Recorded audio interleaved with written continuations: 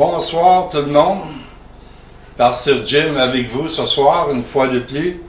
Je suis béni de pouvoir être là. Laissez-nous savoir si vous êtes en ligne avec nous. On va juste nous saluer avant qu'on débute réellement l'étude de ce soir. Alors, s'il y en a qui sont là. OK, alors Célina est là. Elle nous dit bonsoir. Bonsoir Céline. Célina. Et on attend que d'autres puissent se joindre avec nous. Alors nous...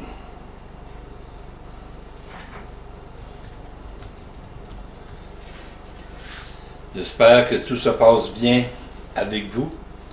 Vous avez eu une autre journée, malgré que le printemps il tarde à venir. On est... il annonce encore 5 journées de froid. Ah, ben, Normand et Francine sont avec nous. Yannick est là aussi. Alors bonsoir à vous tous. On va juste attendre quelques minutes encore pour que le monde puisse se raccorder. Alors je vais juste enlever de quoi.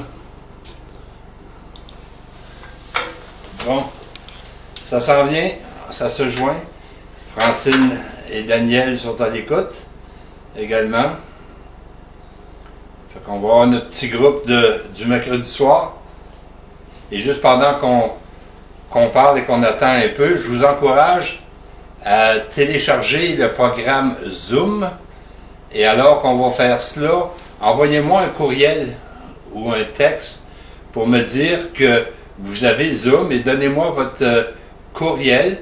Comme ça, à toutes les semaines, vous allez être invités et on va pouvoir tous se voir. Comme si on était autour de la table quand on était les mercredis, on va se voir et vous allez pouvoir poser des questions ou donner votre commentaire si vous voulez. Alors, on veut procéder de cette façon-là pour réellement faire cela, une étude encore plus interactive. Alors, je vous encourage à télécharger le programme Zoom. Alors, est-ce que d'autres personnes se sont joints à nous? Alors, on est content de cela. Alors, il y a d'autres personnes qui sont jointes, ça? OK. Fait que... Good. Alors, je pense qu'on est prêt pour débuter ce soir. Alors, une fois de plus, juste avant de débuter, n'oubliez pas de télécharger le programme Zoom. Envoyez-moi un courriel. Et d'ici 2-3 semaines, ou 2 semaines, on va commencer à faire nos études de mercredi sur Zoom afin que vous puissiez interagir avec nous en même temps. Pas juste par le chat, mais réellement de vive voix. Et tout le monde va pouvoir se voir alors qu'on fait l'étude. Alors, ce soir, j'aimerais, le titre de mon message, Jésus et les nécessiteux. Mais j'aimerais qu'on débute avec un mot de prière. Père éternel, nous voici à nouveau, Seigneur, on n'est pas réunis autour de la table, Seigneur, à prendre un café comme on faisait par le passé. On est chacun chez soi, mais encore là, on peut avoir notre café, mais ma prière, c'est qu'on puisse avoir du bon temps dans ta parole ce soir, qu'on puisse saisir et qu'on puisse réellement comprendre ta volonté pour nos vies, ta volonté pour notre place dans notre communauté aussi. Alors dirige-nous par ton Saint-Esprit. Au nom de Jésus. Amen. Alors, Jésus et les nécessiteux. Quand on a un nouveau patron au travail, ou quand nous entendons des discours de candidats qui ont une charge publique ou qui cherchent à être élus dans la politique, nous écoutons ce qu'ils disent pour savoir ce qu'ils promettent, ce qu'ils vont promettre de faire.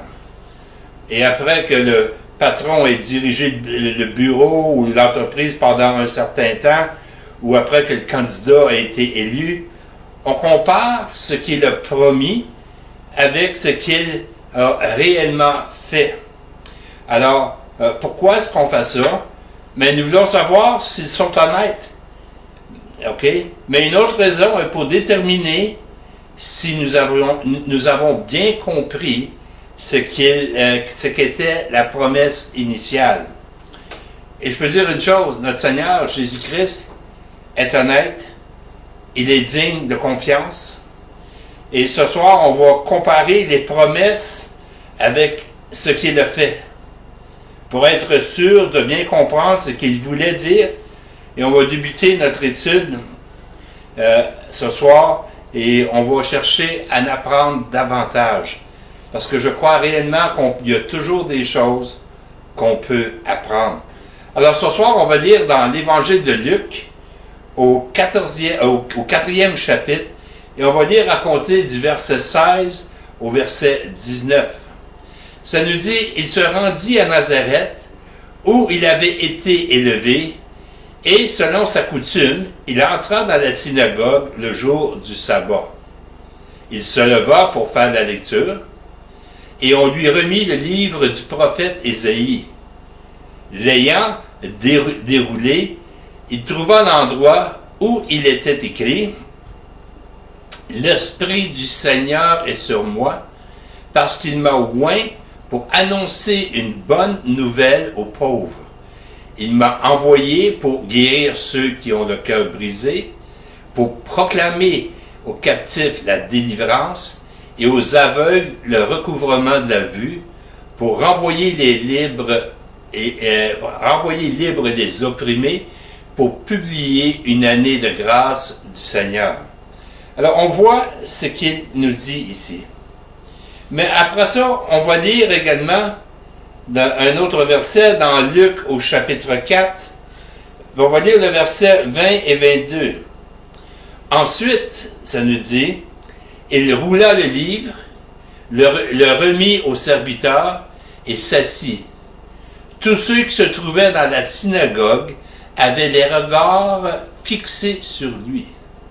Alors, il commença à leur dire, « Aujourd'hui, cette parole de l'Écriture que vous venez d'entendre est accomplie. » Et tous lui rendaient témoignage.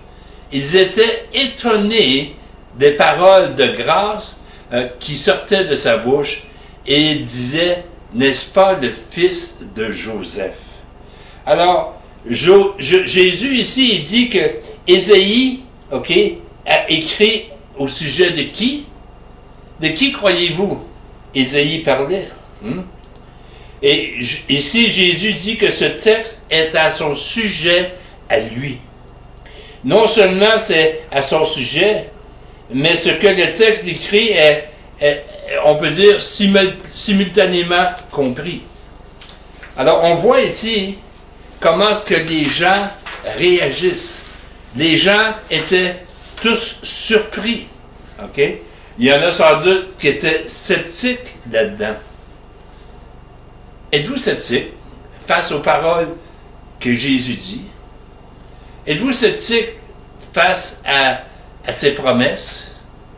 Moi, je ne le suis pas. Et encore là, nous allons voir ce qu'on veut dire par ce texte. Alors, comment est-ce qu'on traite les pauvres? Comment est-ce qu'on traite les nécessiteux? On a certaines affirmations, on peut dire populaires, pour voir si peuvent résister à une évaluation, on peut dire, intelligente, fondée sur la Bible. Et alors qu'on lit à nouveau le chapitre 4 de Luc, versets 18 et 19, je veux faire des points ici. « L'Esprit du Seigneur est sur moi, parce qu'il m'a oint pour annoncer une bonne nouvelle aux pauvres. » Ça, c'est une section. Une chose qu'il a dit. Deuxièmement, il m'a envoyé pour guérir ceux qui ont le cœur brisé. Deuxième chose. Voici la troisième. Pour proclamer aux captifs la délivrance et aux aveugles le recouvrement de la vue, pour renvoyer libres les opprimés, pour publier une année de grâce du Seigneur. Alors, c'est quoi ces choses-là? Le pauvre reçoit une bonne nouvelle, les prisonniers sont libérés, les aveugles peuvent voir, les opprimés libérés, et le temps favorable de Dieu est proclamée. Okay? Mais encore là, est-ce que Jésus a réellement fait toutes ces choses-là? Parce qu'il parlait de lui-même. Est-ce qu'il a réellement fait ces choses? Souvent, lorsque quelqu'un est élu en politique ou dans un service public, lorsque vient le temps de réélection, on regarde ce qu'il a promis au tout début, ce qu'il a accompli, s'il a tenu ses promesses, et selon cela, on va le réélire, oui ou non, ou on va lui faire confiance, oui ou non. Alors, dans Luc, au 7e chapitre, versets 20 et 22, on peut voir ici, c'est après que Jean-Baptiste est mis en prison, tout cela. Alors, ça dit au verset 20, ça dit, arrivé auprès de Jésus, il dit, Jean-Baptiste nous a envoyés vers toi pour dire, es-tu celui qui doit venir et devons-nous en attendre un autre? Je vais juste arrêter là pour le moment. OK? Jean-Baptiste est en prison. Jean-Baptiste, c'est celui qui a baptisé Jésus dans le Jourdain. Jean-Baptiste, c'est celui qui dit, voici l'agneau de Dieu qui enlève les péchés du monde. Jean-Baptiste, c'est celui qui a dit, je ne suis même pas digne de délier les lacets de ses sandales ou les courroies. Alors, qu'est-ce qu'on voit? Hein? Est-ce que là, Jean-Baptiste, il est en prison, puis là, il se pose des questions.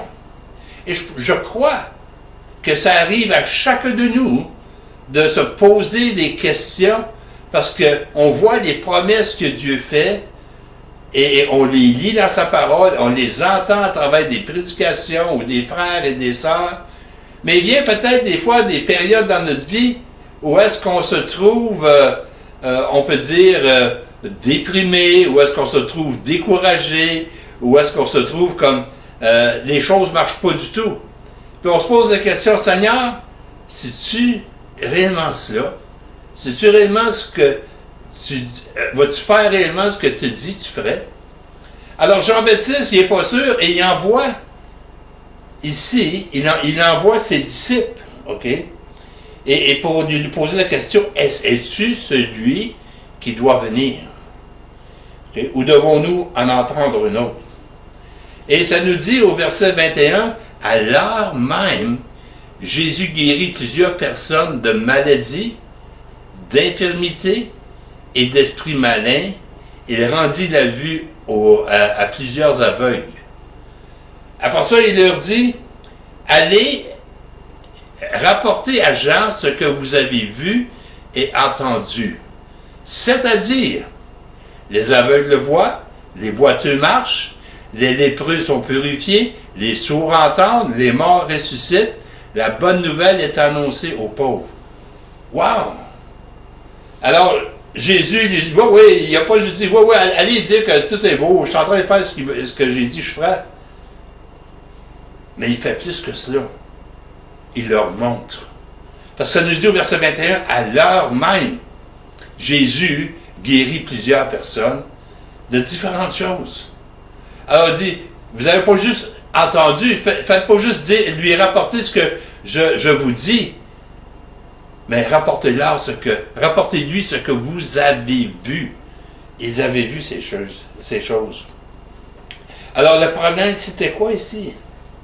La question était de savoir si Jésus était réellement le Messie qui avait été promis. Il voulait savoir s'il était réellement l'accomplissement de ce que Ésaïe avait promis également. Okay? Alors, si on regarde ce que Ésaïe avait promis dans Luc au chapitre 4, versets 18 et 19 qu'on a lu tantôt, avec ce que Jésus dit qui accomplit la promesse dans Luc chapitre 7, verset 22 qu'on vient de voir, est-ce qu'on serait convaincu? Ésaïe a dit cela de Jésus. Jésus l'a fait. Même il l'a fait devant les disciples de Jean. Après ça, il leur dit, allez dire que c'est exactement ça que j'ai fait. Alors, il est essentiel de bien comprendre comment nous devons traiter les gens autour de nous. Ici, il nous parle des pauvres. Okay? Les pauvres, c'est-à-dire les nécessiteux. Okay? Alors, comment est-ce qu'on devrait les traiter? Alors, on va essayer de passer en revue chacune des choses qu'il a dit ce soir. Parce que quand je dis que Jésus va s'occuper des nécessiteux, c'est pas juste les pauvres, c'était ceux qui étaient aveugles, c'est ceux qui étaient captifs, c'était tous des gens qui étaient nécessiteux, ça veut dire qu'il y avait besoin de guérison, c'était nécessaire, il y avait besoin de libération, c'était nécessaire. Alors, on va regarder ces choses-là, on va les passer en revue, chacune d'elles, pour comprendre ce que Jésus a en tête également pour nous. Alors, premièrement, il dit, il va annoncer la bonne nouvelle aux pauvres. Wow! La bonne nouvelle aux pauvres. OK? Pouvez-vous nommer un seul endroit dans les évangiles ou ailleurs dans la Bible où Jésus ne parle jusqu'aux pauvres? Pensez-y, là. Y a-t-il un endroit dans les évangiles ou un endroit dans toute la Bible où Jésus ne fait que parler juste aux pauvres? OK? Juste aux pauvres. Avait-il une pancarte où est-ce qu'il disait ne pas entrer pour les riches? Où les riches ne sont pas admis? Y avait-tu des doorman qui laissaient rentrer juste ceux qui étaient pauvres?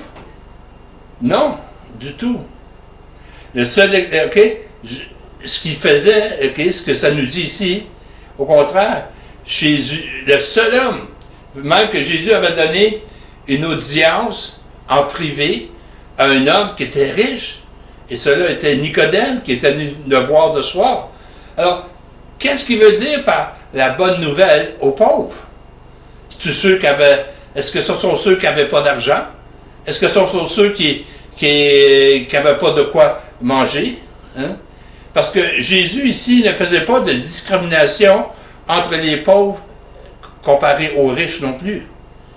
Alors, comment est-ce qu'on peut comprendre cette promesse? Qu'est-ce que ça vous dit? Qu'est-ce que ça nous dit? OK? Si on regarde dans l'Ancien Testament, OK, on peut voir que l'Ancien Testament est rempli d'histoires.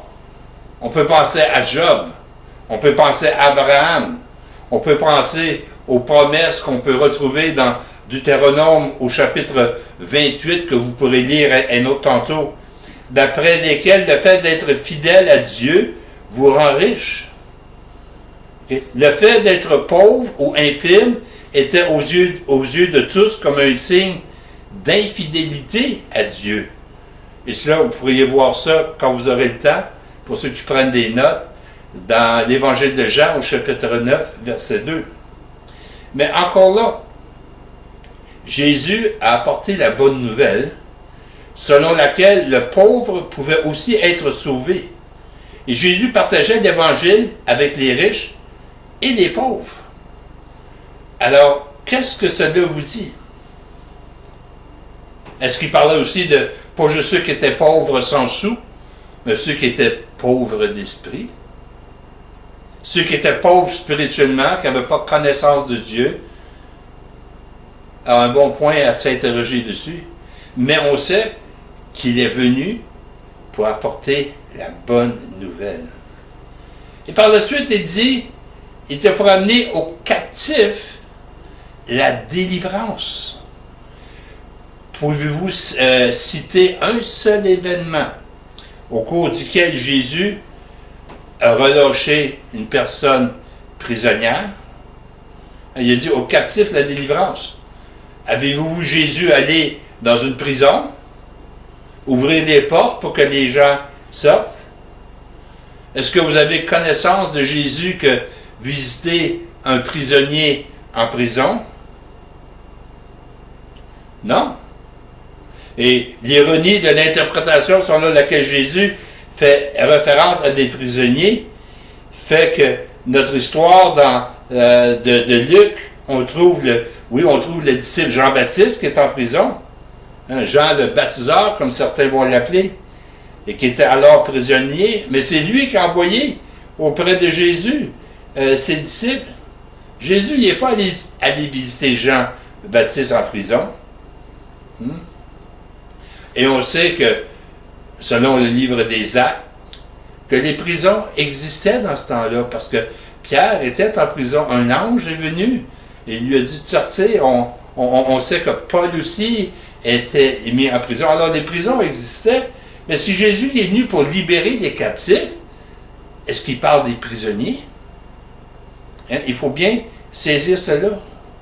Si Jésus ne rendait pas visite aux prisonniers, okay, et les libérait, on peut dire, encore moins, comment devons-nous comprendre cette promesse, hein, qu'on voit dans Luc chapitre 7, verset 22? Alors, comment est-ce qu'on voit cela? Ceux qui étaient captifs de toutes sortes de choses. Et chacun de nous, on peut être captif de quelque chose. Certains sont captifs de substances, ou certains sont pris dans des situations qui sentent qu'ils ne peuvent pas s'en sortir, sont prisonniers de cela. Alors, c'est intéressant de regarder cela comme cela. Okay? Si Jésus ne rendait pas visite aux prisonniers, et comme j'ai dit tantôt, les libérait encore moins. Est-ce que être infirme, question que je vous pose, veut dire être restreint dans sa liberté? Le paralytique qui était à la piscine de Bethsaida, est-ce que quelqu'un qui était infirme est captif de sa maladie? Il ne peut pas être, il ne peut pas faire ce qu'il veut, il est restreint par son infirmité. Être esclave du péché signifie être restreint dans sa liberté également.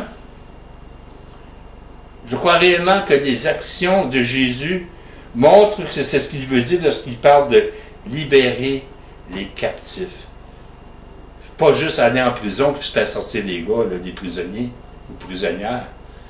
C'est de libérer des gens qui sont prisonniers qui voient leur liberté restreinte à cause d'une infirmité ou d'une capacité quelconque. Et par la suite, il dit aux aveugles le recouvrement de la vue. Pouvez-vous citer une seule fois où Jésus a rendu la vue à une personne aveugle? Oui, on pourrait dire que oui. Il y a plusieurs récits à cet effet.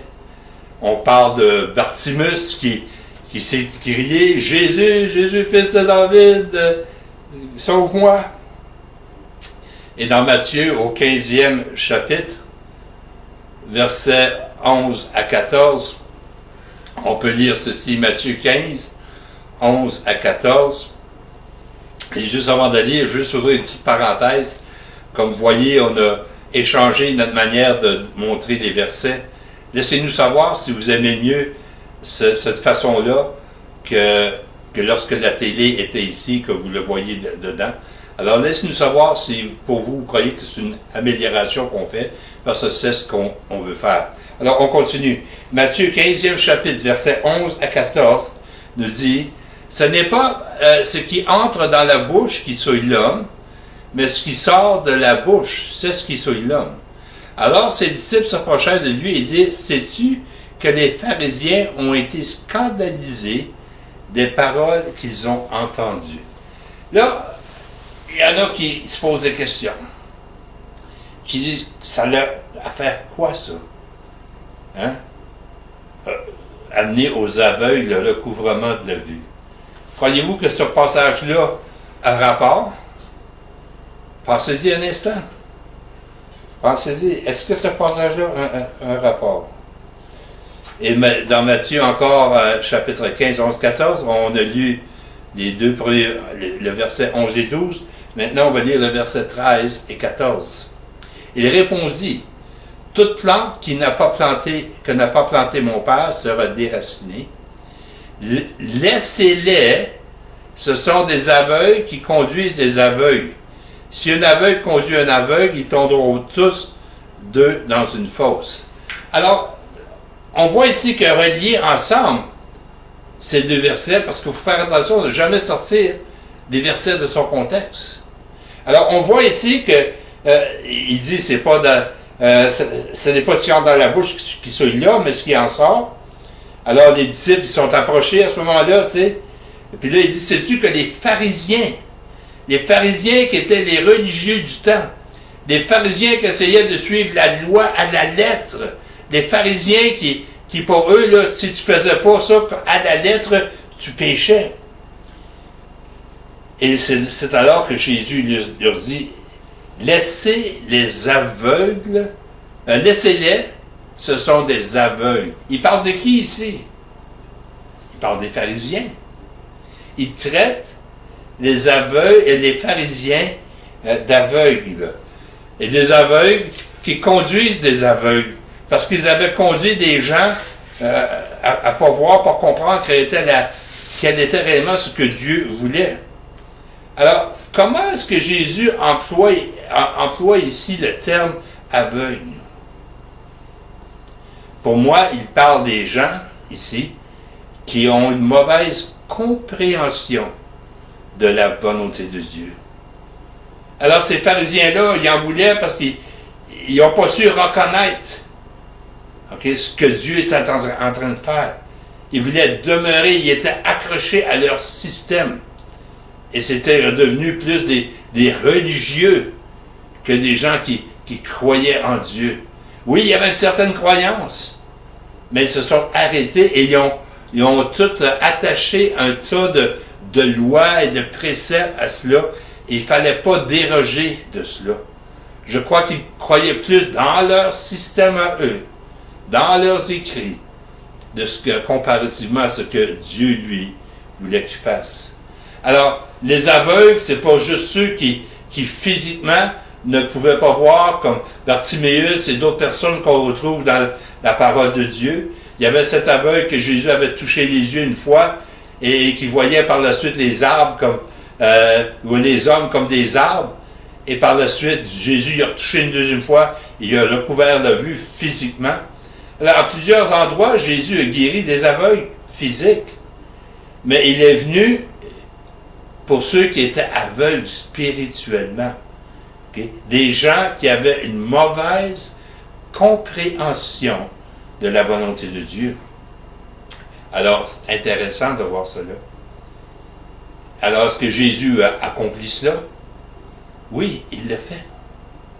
Regardons maintenant où est-ce qu'il s'est dit aussi dans les promesses qu'il a faites au tout début. Il dit, renvoyez libres les opprimés. Qu'est-ce que ça veut dire, opprimer pour vous? Est-ce qu'on parle d'inégalité financière dans certains pays? C'est ça que ça veut dire. Certaines inégalités politiques, ok? Malgré que le fait que tout le monde, ok, on peut dire dans notre pays, disons, tout le monde ici, on peut dire est à l'abri de certaines contraintes financières à cause des systèmes, des services sociaux que nous avons, même là pendant cette pandémie que nous vivons, avec le PCU, le Programme canadien d'urgence, tout cela, on essaie de rencontrer financièrement le besoin des gens, peut-être pas autant qu'il y avait avant, mais rencontrer l'essentiel de ces choses. Mais il y en a dans des pays, il y a réellement des inégalités. Alors, puis c'est pas juste financière, ça peut être politique. Alors, Jésus, question, a-t-il libéré qui que ce soit des restrictions gouvernementales à la liberté politique ou économique? Est-ce que c'est ça qu'on voit? Hein? Alors, lisez encore Luc chapitre 7, verset 22. Quand Jésus décrit son travail, nous voyons que sa liberté est en relation avec la liberté des mauvais esprits, ok? En parlant de la maladie, en parlant des infirmités. Alors Jésus voulait les gens qui étaient opprimés par toutes sortes de choses. Pas nécessairement des gouvernements. Il y a des gens qui pensaient cela. Ils pensaient que Jésus n'était pas venir avec une armée d'anges et était pour les libérer, renvoyer l'Empire romain et tout cela. Mais c'est pas ça. Les gens n'avaient pas bien compris. Et Jésus parle aussi, dans ses promesses, proclamer une année d'accueil, ok, de la part du Seigneur. Quel aspect de la vie de Jésus reflète cela? Alors, lisons au dans Luc chapitre 7, verset 22, si on peut relire cela, je ne sais pas si un petit peu, oh, ok, chapitre 7, verset 22, ça dit, il leur dit, allez rapporter à Jean ce que vous voyez. Vous avez entendu, les aveugles voient, les boiteux marchent, les lépreux sont purifiés, les sourds entendent, les morts ressuscitent, et la bonne nouvelle est annoncée aux pauvres. Est-ce que ce n'est pas proclamer une année spéciale, cela? Une année de grâce de la part de Dieu? Comment voyez-vous cela? Comment voyez-vous cela?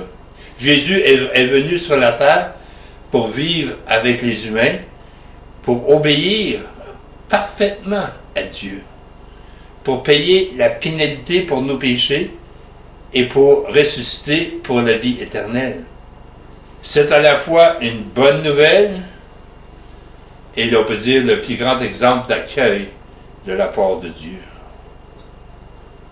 Alors, juste prendre un temps pour contempler ce que je viens de dire.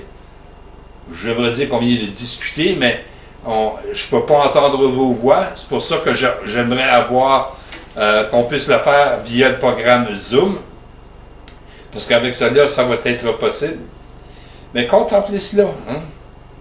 Si vous voulez véritablement être comme Jésus, en aidant les plus faibles, si vous voulez être comme Jésus dans la promesse et dans l'accomplissement de son œuvre, qu'est-ce qu'on devrait faire?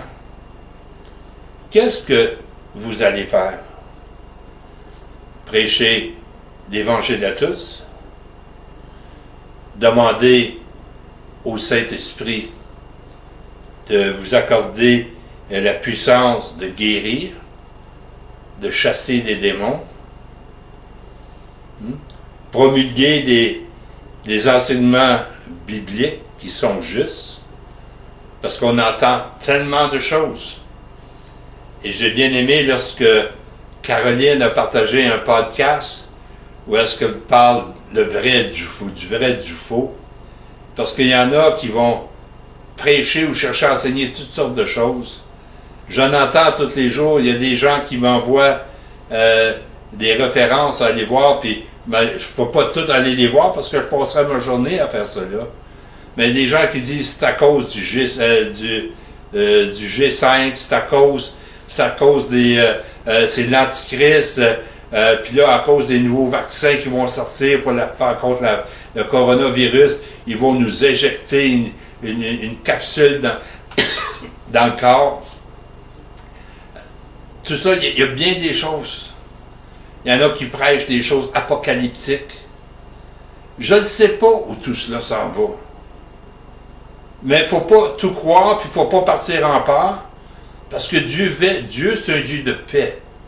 Et pour nous qui connaissons, nous devons avoir cette paix et cette joie de le connaître, de le suivre et de le faire connaître. Mais encore là, ne prêtons pas oreille à tout ce qui est dit. Faisons attention et évaluez cela, ok, à la lumière de la parole de Dieu. Je me souviens des années où il y avait le Y2K, c'était à la fin du monde. Les gens ont fait des provisions, puis tout ça, que dès la nouvelle année, tout était pour s'éteindre, les ordinateurs, tout ce qui était mécanique, tout ça, tout était pour s'arrêter. On sera revenu à l'âge sans lumière, puis tout cela. Où il y a eu des temps aussi où on a annoncé des choses, la fin du monde, je ne sais pas combien de fois. Puis tout le monde disait qu'il avait entendu de Dieu. Laissez Dieu vous parler à travers sa parole. Et de ce moment, aller au moment où il va venir chercher son Église, ceux qui lui appartiennent, Dieu nous donne une tâche à faire. Et cela, c'est de s'occuper de ceux qui sont nécessiteux. Connaissez-vous des gens qui sont nécessiteux? Des gens qui sont pauvres spirituellement, ou qui sont aveugles spirituellement. Des gens qui sont captifs. Des gens qui sont vraiment dans le besoin. Et comme je dis, la panoplie de besoins, elle est grande. Qu'est-ce qu'on peut faire pour cela? Dans Jean, dans l'évangile de Jean, au 2e chapitre, verset 14, ça nous dit que la Pâque des Juifs était proche et Jésus monta à Jérusalem. Il trouva dans le temple les vendeurs de bœufs, de brebis et de pigeons, et les changeurs aussi. Puis là, je vous pose la question, hein, pourquoi ces marchands, ces changeurs de monnaie étaient-ils dans le temple? Hein? Certains commentaires bibliques vont donner des raisons pour cela, et ils sont pas mal tous là pour se rassembler. Ça se rassemble dans leurs idées, dans leurs énoncés. Okay? Parce qu'on sait que l'animal qui devait être apporté au temple devait être sans tache. Okay? Le sacrifice devait être sans défaut, devait être parfait. Et on trouve ça dans Lévitique, chapitre 23, versets 19 à 20, que vous pourrez lire tantôt également. Et cela donnait aux prêtres l'autorité pour définir si les animaux étaient acceptables ou non. Deuxièmement, on sait que la taxe du temple devait être payée dans la monnaie, ce qu'on appelait la monnaie du sanctuaire. Ainsi, les gens devaient changer leur monnaie dans la monnaie qui était acceptée, utilisée pour payer cette taxe. Et ce marché aurait pu avoir lieu en dehors du temple, puis tout cela. Mais encore là, hein, il y en a qui profitaient de cela et se mettaient riches parce que disons que ils profitaient des gens. Alors, ils chargeaient des tarifs pour changer l'argent ou pour vendre des animaux. Alors, selon vous, quel problème aurait pu survenir à cause de cette situation? On sait qu'il y avait du bruit et du désordre lié avec les animaux dans la zone du temple. Là. Ça dirait moi dû être comme une cacophonie qu'il y avait là. Okay? Et l'aspect financier de tout cela pouvait aussi conduire à la corruption. Et ça nous dit que dans Jean, au 2e chapitre, verset 15-16, ça nous dit qu'ayant fait un fouet avec des cordes, il les chassa du temple, ainsi que les brebis et les bœufs. Ça nous dit, il dispersa la monnaie des changeurs et renversa les tables. Et il dit aux vendeurs de pigeons, ôtez cela d'ici, ne faites pas de la maison de mon père une maison de trafic. Wow! Ça veut dire que Jésus est contre le commerce. Puis on va essayer de relier ce que j'ai dit plus tôt avec ceci. Mais ça veut dire que Jésus est contre le commerce? Non. Le problème est que cela était dans le temple et ça dérangeait toute chose. Parfois, on peut entendre des gens qui ont des idées différentes. Je me souviens, il y a un temps que s'il y avait un arbre de Noël dans une église, en temps des fêtes, soit dans le portique ou dans le hall d'entrée, ou dans un décor de Noël, alors ça ne pouvait pas se faire parce qu'on commercialisait l'église comme le temple du Seigneur. Et à travers les années, il y a eu un paquet d'affaires qui se faisaient comme ça. Pas le droit de rien vendre dans l'église. Ben nous, je vais prendre comme exemple, on laisse, si on a des invités qui sont des chanteurs, des gens qui amènent la louange, et puis, ou des prédicateurs qui ont des cassettes, ou des vidéos, tout cela. Les cassettes, c'est vieux jeu, c'est pas mal. Mais des CD ou des vidéos, peu importe. On leur permet de le faire, mais soit avant ou après l'assemblée, afin de ne pas déranger le culte. Afin de ne pas déranger dans le temps de louange et de prédication. Je crois que ça prend un équilibre dans tout cela. Alors les Juifs, pour eux, ils ont posé une question à Jésus. Ok? Pour eux, Jésus était coupable. Est-ce que vous pensez que Jésus était coupable? Est-ce que Jésus avait l'air de quelqu'un qui avait perdu son sang-froid? Jésus n'a jamais péché, souvenez-vous. Hein? Alors, ça ne peut pas être un péché. Si ce n'est pas un péché, quel enseignement cela nous enseigne-t-il aujourd'hui? Qu'est-ce que ça veut dire? Pourquoi? Si Jésus a levé la voix, il a chassé hein, ces vendeurs qui abusaient des autres gens, où il y avait de la corruption, où on prenait avantage des autres. Comment est-ce qu'on pourrait définir ça aujourd'hui? Moi, je dirais que parfois, que je dis bien parfois, des actions et des paroles fortes sont acceptables pour faire face à des actes répréhensibles. Ça, c'est important. Je vais le répéter. Parfois, des actions et des paroles fortes sont acceptables pour faire face à des actes répréhensibles. Allez avec moi dans Luc chapitre 2, verset 18, maintenant. Ça dit, les Juifs prenaient la parole lui dire, « Quel miracle nous montres-tu pour agir de la sorte? » Alors, on voit ici, qu'est-ce que vous voyez par cela? Quel défi face aux actions de Jésus soulèvent les responsables juifs? C'est comme pour moi, ils mettent ici l'autorité de Jésus en question. On leur dit, tu n'as pas d'affaire à faire ça. T'es qui, toi? Il veut voir quel signe de Dieu Jésus peut montrer pour prouver son autorité. Est-ce qu'il s'agit d'une question raisonnable? S'agit-il d'un précédent pour ceux qui jugent certains actes répréhensibles, même aujourd'hui dans les églises? Qui a l'autorité de prendre de telles mesures? Okay? N'importe qui n'est pas d'accord avec quoi qui se passe dans l'église.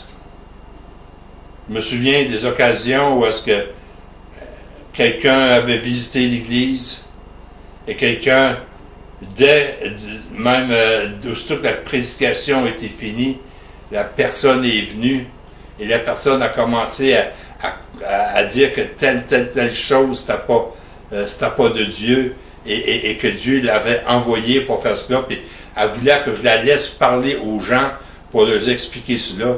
J'ai dit, il n'y en a pas question. J'ai dit, tu manques d'amour. Et son attitude était vraiment pas bonne. Elle était partie sur une tangente là, de condamnation envers des enfants de Dieu. Je me souviens que dans la semaine que je suis on a eu un prédicateur invité. Et puis son nom c'était, c'est un anglophone, Anne, t'en souviens-tu? Il venait d'Ottawa, Peace Tower. C'est un monsieur qui œuvrait vraiment dans la guérison également. Bill Prankard. C'était Bill Prankard. Alors, merci. Hein. Et puis, Bill Prankard. Et puis, dès qu'il a eu fini de faire son ministère, cette femme-là a voulu s'avancer vers lui pour dire la même chose. Et Bill s'est penché vers moi. Puis avant même qu'à l'intérieur, il dit, pasteur, laisse pas cette personne entrer dans ton église parce qu'elle veut la détruire. Alors, ça m'a donné son cœur. Alors, il y en a qui viennent avec un agenda. Et si tu ne suis pas leur agenda, ça ne marche pas. Et les pharisiens étaient un peu comme cela aussi, les sacrificateurs. Et Jésus a voulu redresser la situation. Okay? Okay? Alors, encore là, comment est-ce qu'on voit ça? Okay? Nous sommes des enfants de Dieu.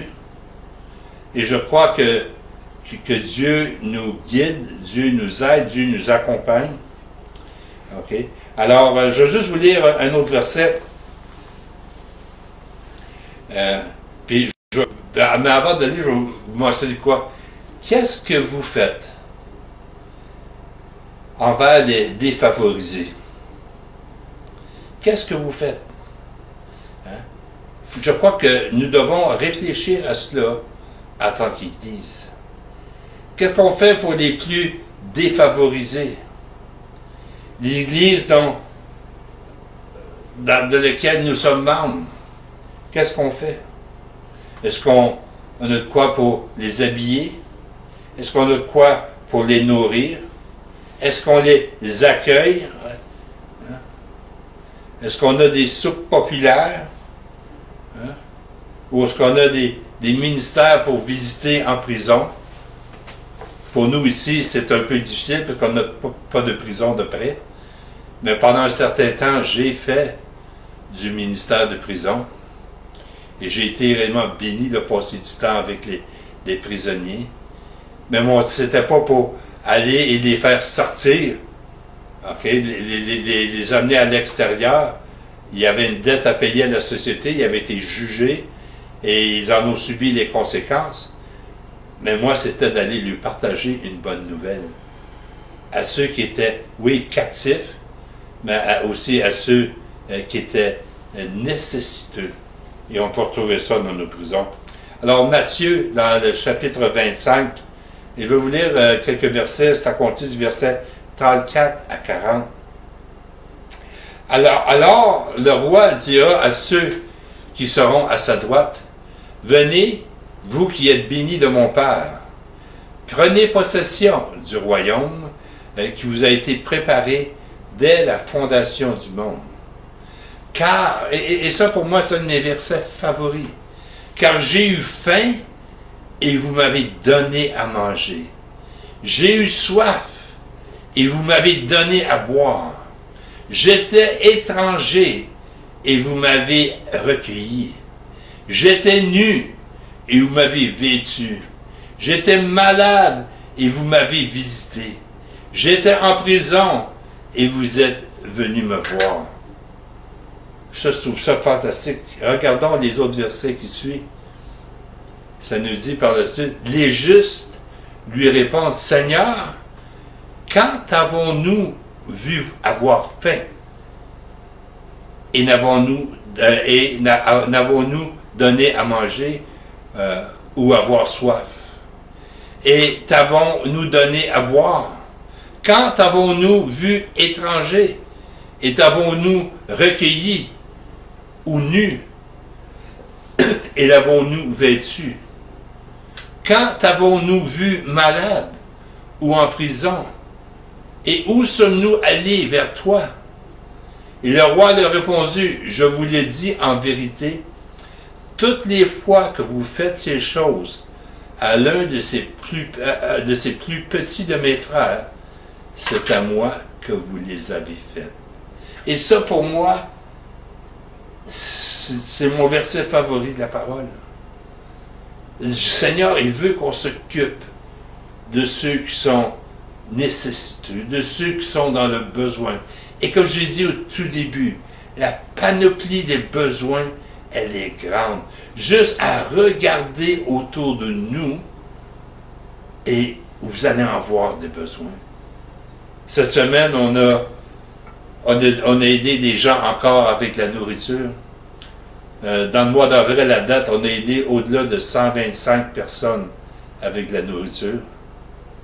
Et il y a une dame qui a appelé l'autre jour.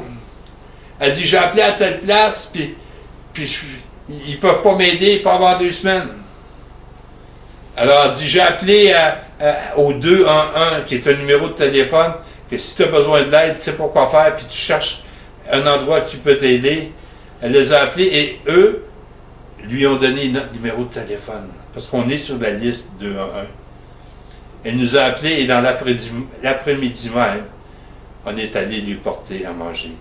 Cette femme n'avait pas sorti de sa maison depuis le 18 mars, une madame âgée, et elle n'avait plus rien à manger, même pas pour la journée. Je remercie le Seigneur, Lucia est venue, était là, elle a fait, disons, des provisions pour elle, et sont allés lui livrer. Alors, je remercie le Seigneur pour cela. Pour ces gens qui ont à cœur cette mission aussi d'aider les gens autour de vous. Et comme je dis, en ce temps de pandémie, je crois qu'il y a de plus en plus de besoins. Qu'est-ce qu'on peut faire pour aider? Est-ce qu'on peut lâcher un coup de téléphone à quelqu'un? Est-ce qu'on peut aller faire de l'épicerie pour quelqu'un? Est-ce que quelqu'un a besoin d'un transport pour aller chez un médecin, quelque chose? Qu'est-ce que je peux faire? Qu'est-ce que nous pouvons faire? Cherchant dans tout cela à respecter ce que les autorités nous demandent. Mais il y a des besoins essentiels. Si quelqu'un te demande d'aller chez lui ou chez elle pour regarder la TV avec, c'est pas essentiel ça. Mais tu peux prendre du temps avec au téléphone. sur Skype, sur Zoom, sur Messenger Video. Il y a bien des façons que tu peux le faire. Mais qu'est-ce qu'on fait? Qu'est-ce qu'on fait? On reçoit des téléphones des gens qui sont dans le besoin. On essaie de les aider. Et en les aidant de cette façon-là, on cherche aussi à leur partager la bonne nouvelle. Mais Jésus, oui, il a amené une bonne nouvelle. Mais aussi avec cela, il y a eu des actions pour démontrer. Puis il dit que si on n'a pas fait ça, les disciples étaient surpris. Quand est-ce que tu as eu faim, toi? Quand est-ce que tu avais eu soif? Quand est-ce que tu n'étais pas vêtu? Il dit, hey, c'est pas juste ce que vous faites à moi, là. Ce que vous faites au plus petit de mes frères. Alors, nos actions envers les gens dans notre communauté sont tellement importantes. Dieu les voit. Okay? Dieu les voit et on aura à répondre pour cela. Encore là, qu'est-ce que je peux faire? Jésus est des nécessiteux. Dans le fond, tout le monde a besoin. Tout le monde est nécessiteux, selon le terme qu'on peut utiliser. Et ça fait penser à un chant qui, je crois, c'est Richard Lauder qui chantait « Le monde a besoin. Besoin du Seigneur. » Tout le monde a un besoin. Et chacun de nous a un besoin de vie éternelle. Avoir besoin de paix, de joie dans notre cœur. Chacun de nous, on a besoin d'être réconcilié avec notre Père Céleste. Et gloire à Dieu, Jésus a payé le prix pour cela. Alors je vous encourage, lorsque vous lisez encore les promesses qu'on retrouve, que Ésaïe a faites, que Jésus a accompli, cela vous amènera à croire dans toutes les autres promesses qu'on peut retrouver dans la parole de Dieu. Ce que Dieu a dit, Dieu l'a accompli. À travers les années, on a vu bien des politiciens ou des personnages politiques qui ont dit bien des choses juste pour être élus, juste pour aller chercher la faveur de la population. Mais en cours de leur mandat ou de leur terme, n'ont jamais livré ce qu'ils ont dit. Alors, mais Jésus, ce qu'il a dit, il a fait. Jésus est là pour rencontrer des besoins. Peu importe votre besoin, faites appel au Seigneur. Il sera là avec vous. Et avant de terminer, j'aimerais prendre le temps aussi de prier pour la famille de Guy Desjardins. Guy Desjardins est décédé cette semaine. Alors, on veut prier pour Liliane, on veut prier pour ses enfants, Mathieu, Sona, Véronique, que la paix de Dieu soit sur eux aussi. Eux, ils sont dans un besoin présentement. Ils ont besoin de paix, ils ont besoin d'accompagnement de la part de Dieu. Alors prions pour cela. Seigneur Dieu, merci pour ta parole, Seigneur. Et Seigneur, on voit comment tu agis avec les gens qui étaient dans le besoin. Peu importe, Seigneur, la panoplie des besoins. On te remercie parce que, Seigneur, tu as accompli ce que tu as promis. Et tu veux continuer de faire cela à travers chacun de nous, Seigneur. Alors, Seigneur, guide-nous, Seigneur. Montre-nous, Seigneur, vers qui aller, Seigneur. Montre-nous comment aider. Donne-nous la sagesse, donne-nous le discernement, Seigneur. Parce qu'on veut marcher dans tes pas, Seigneur. Alors, je te remercie pour l'étude de ce soir, Seigneur Dieu. Mais je veux te prier, Seigneur, pour la famille de Liliane, Seigneur. Pour Liliane elle-même, Seigneur, pour Mathieu, Sonia, Véronique, Seigneur, pour les petits-enfants. Seigneur, pose ta main sur eux. Alors, Seigneur, qu'ils vivent un deuil présentement, alors qu'ils sont en préparation, Seigneur, pour, Seigneur, avec le salon mortuaire, ou puis même dans cette temps qu'on vit, Seigneur, ça va être très, très court, puis c'est pas tout le monde qui va pouvoir y aller, il y a des protocoles à suivre, qu'on est obligé de suivre. Alors, je te prie, Seigneur Dieu, de les accompagner. Donne-nous, Seigneur, et je remercie, Seigneur, parce que aujourd'hui, Seigneur, je parlais avec Liliane, et elle me dit comme Elle a trop de nourriture. Il y a du monde des gens qui sont venus lui porter à manger, Seigneur, pour l'aider dans cette période. Elle dit, je n'ai trop, vois, j'en donne. Seigneur, je te remercie pour ces gens-là qui ont vu un certain besoin, qui ont cherché à rencontrer, Seigneur. Et même de l'abondance que là, Liliane elle-même veut donner à d'autres. Seigneur, bénis cette famille, Seigneur. Seigneur, fais-le sentir ta présence d'une façon spéciale. Au nom de Jésus, je te prie. Amen. Amen. Puis frères et sœurs, j'ai d'autres choses à vous dire juste avant de terminer. Cherchez encore à télécharger Zoom, Z-O-O-M. Et dans les semaines qui viennent, si on a assez de participants, j'aimerais avoir au moins 15-20 personnes. Et avec cela, on va se rencontrer sur Zoom les mercredis soirs et on va pouvoir interagir ensemble. Peut-être certains d'entre vous auriez un commentaire à partager ce soir, mais on ne pouvait pas. Mais avec Zoom, ça va être possible et ça va être fantastique. Il va y avoir cette interaction. Et j'aime ça parler avec vous, j'aime ça entendre vos questions. Puis peut-être quelqu'un d'autre a une réponse qu'il pourrait partager. On va avoir du bon temps ensemble. Mais pour ce soir, c'est tout pour ce soir, mais soyez bénis. Et encore là, gardez dans vos pensées ce que Dieu veut que vous fassiez. OK, pour des gens dans le besoin. Et gardez dans vos pensées la famille de Guy Desjardins. Au nom de Jésus. Bye bye.